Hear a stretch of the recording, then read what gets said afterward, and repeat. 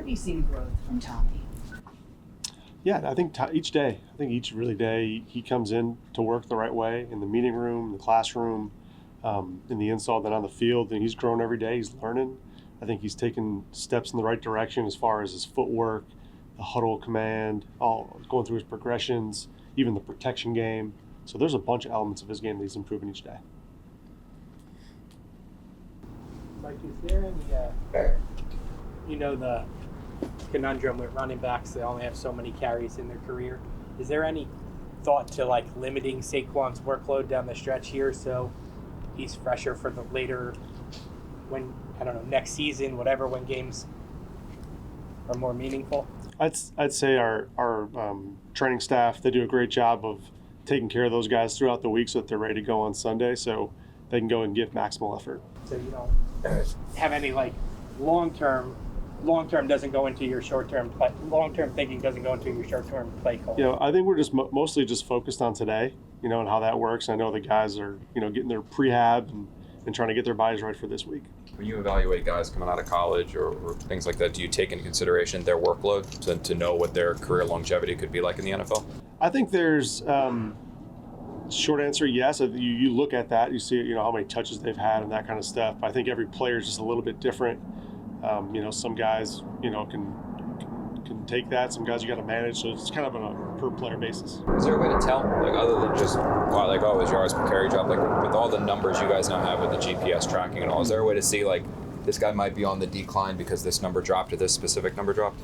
That would be probably a little bit better question for the sports science guys, but I do know in talking with them and the conversations we have, I know with our own players as we're managing through training camp or even in season right now, we're looking at their workload, looking at what their GPS numbers are, and that's all kind of built into the science of how we schedule practice and how we go through each week. Mike, everybody gets second guessed at some point.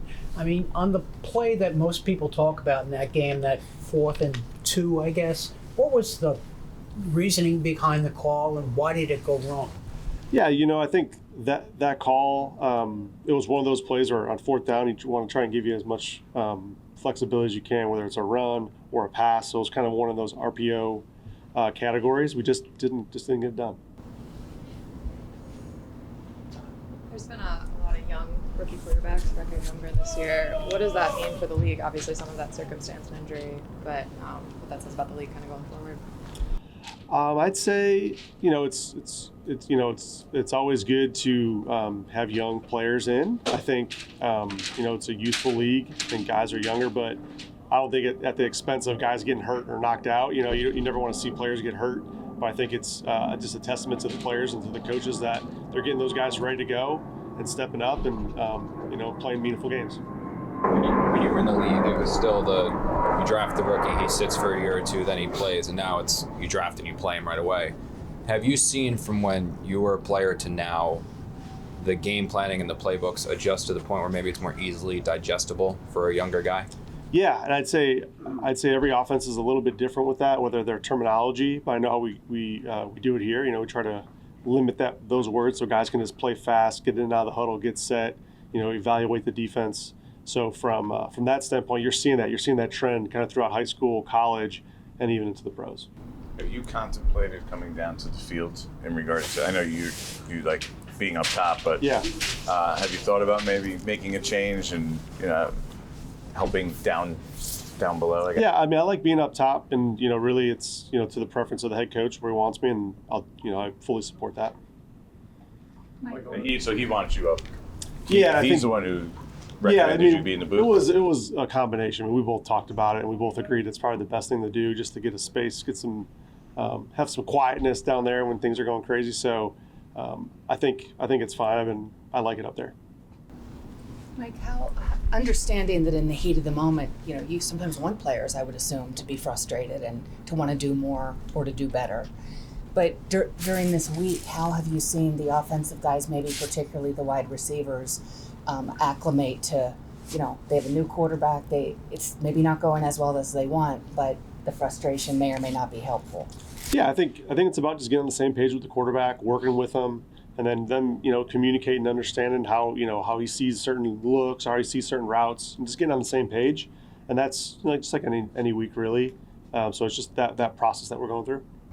Why did you guys suddenly throw the ball a ton to Shep on the last drive? It seemed like you were really making a point of trying to get him the ball. I just gave Shep a couple opportunities at the end, and he capitalized on one. Other than that, we were just rolling receivers.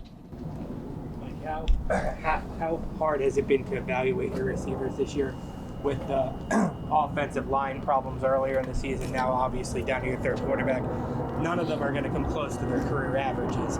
Is that on them, or is that an offensive-wide thing? I think I talk about this every week, and I really just believe it. I mean, offense is an 11-man operation, so it's never just one person, never just one group. So, we all got to be firing and executing at the same level. Are you excited about possibly having the same starting line for 2 weeks in a row? Yeah, it's always good to have some camaraderie in there and have the guys kind of communicating, and you can see it throughout the week, and so you can see it in the walkthroughs and on practice as well. Mike, from what you guys, you said you're up top, you're watching. I know we're up top watching. Mm-hmm. Was there a level of surprise for you when either you were told or you saw Andrew getting ready to come back into the game, considering how he left and what had happened on the field, and what does it speak about him to fight back? He's a tough kid, and absolutely, when you see him go down like that and kind of was walking off the field, it's never a good thing when you see a guy hurt like that. So it was great to have him back, and great to get him back in the lineup. And obviously, I think the O-line kind of feeds off that too.